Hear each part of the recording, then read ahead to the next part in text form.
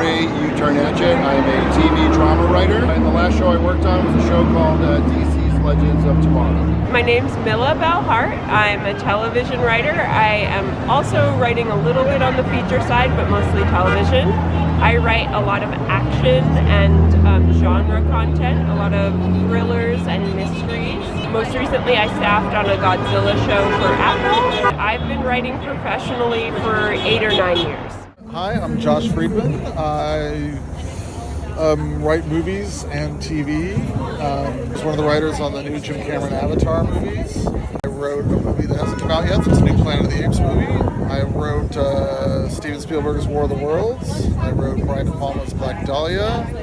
I'm working on a Marvel Fantastic Four movie. And I created the TV show Terminator Sarah Connor Chronicles. I created a TV show called Foundation on Apple. And I created a TV show that's no longer on TNT called Snowpiercer. I'm an old man, and those are my credits. I'm a television writer. I write one-hour dramas. I've been doing it for about 15 or 16 years. 17 years now. I've been in the guild for 17 years, and I'm here striking. You know, I was always interested in stories, and especially stories about, people kind of overcoming sort of hardships and overcoming their doubts. So I, as far as that goes, I think I've always wanted to go into writing. I think it's what sort of inspired me to want to tell those kind of stories, and I figured I should learn how to tell those stories. So I started studying writing, at a pretty early age because of that. I knew I loved the film industry, and I always wrote as a kid. And I went to school. I went to Wesleyan University and studied film. I didn't know that I wanted to be a writer until I was a writer's assistant, and I actually saw women like Janet working in the room, and I saw that they had kids and families, and that they could, write television, and I had an expansive creative experience watching them break all of these episodes and talking about story and working collaboratively. I finally saw that was something that I could do. It's the only skill I have. I've been a writer since I was a little kid. That was always what I did. When I was 6, I would write little short stories. And that's what I did when I worked on the school paper. When I was in high school, I wrote for the school paper and wrote fiction when I was in college, and then I went to USC Film School and became a screenwriter. I didn't always want to be a screenwriter, but I always wanted to be a writer. I've always wanted to be a writer. Maybe in first grade I started writing little picture books and my friends would illustrate them, but my mom always said that you're not allowed to be a writer. You can do it as a hobby, but it's not a real job.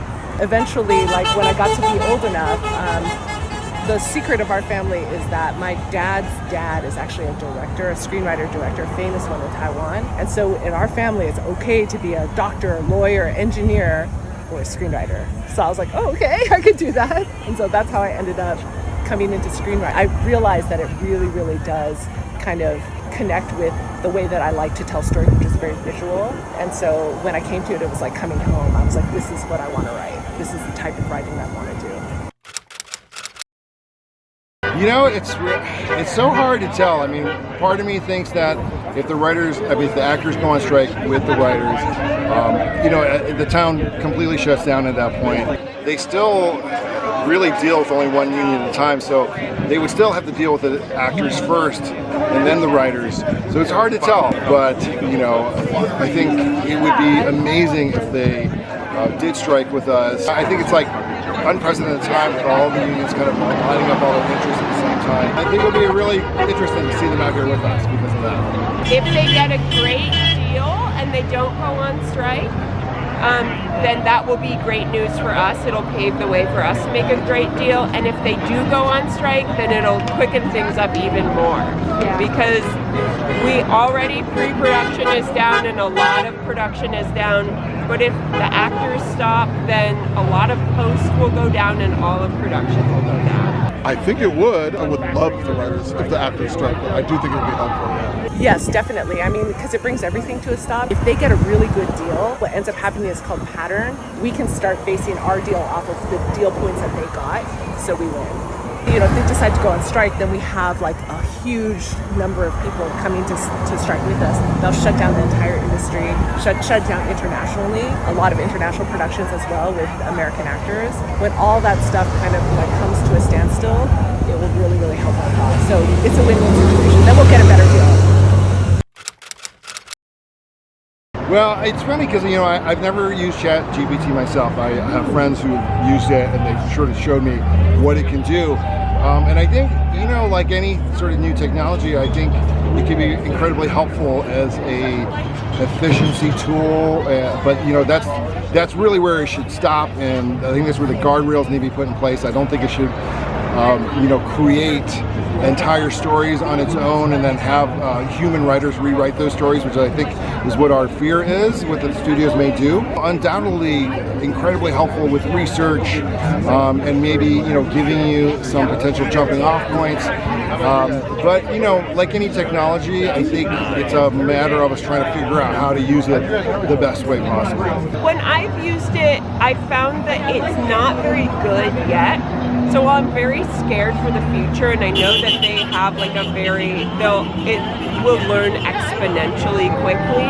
I don't think it will affect us immediately in ways that are that scary. I've asked it for pitches before. Its strength seems to be bad puns.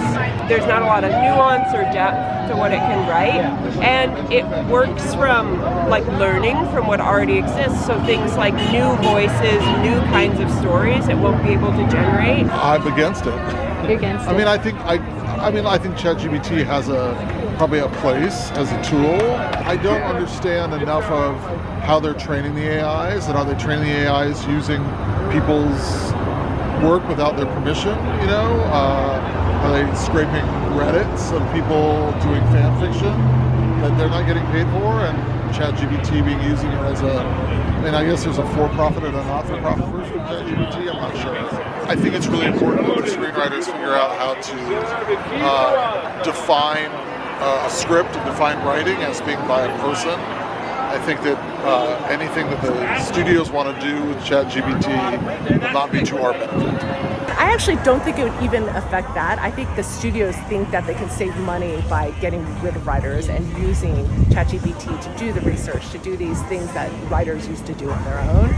But I actually think that it's going to end up creating a much poorer product. And like when you save money, it's never going to make a project better, ever. Like a creative project never will be better by relying on technology.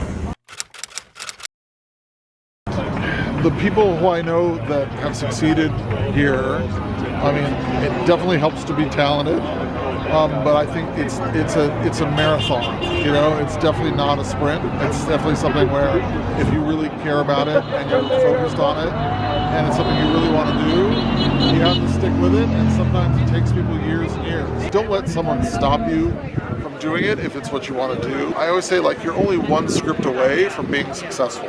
I would say the biggest thing is to read a huge amount. Whatever your medium of choice is, make sure that you engage with it every day. So like if you want to write novels, like you should be reading novels all day, all night. Like that's all I did when I was a kid. If you want to write television, you should be watching TV, you should be understanding TV, you should be up on the news of TV, you should be trying to write TV. Be in the absorbing stage of living a really interesting life and also starting to absorb your medium.